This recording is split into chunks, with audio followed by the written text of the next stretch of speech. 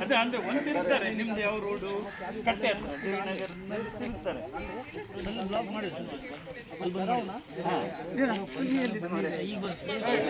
ಒಳ್ಳೆ ಸಾರಿ ಪೂರ್ತಿ ಇದನ್ನು ಕಟ್ ಮಾಡ್ಕೊಂಡು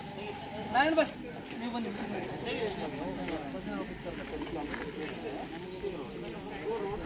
जगदीश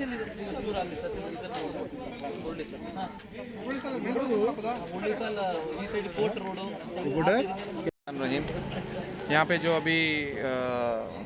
जालीपट्टन पंचायत के लोग आकर के जितने भी आज़ाद नगर में सब क्रॉस हैं उनको सील करना चाहते थे। हमने जब उनसे बात की तो ये तहसीलदार का ऑर्डर था, लेकिन जब तहसीलदार से बात की तो ये पता चला कि जितने भी कंटेनमेंट जोन हैं भटकल में उसको सील करने का ऑर्डर दिया गया था, ना कि सब क्रॉस को। उसके बाद तहसीलदार से बात करने के बाद चीज़ें क्लियर हुई, जा कर के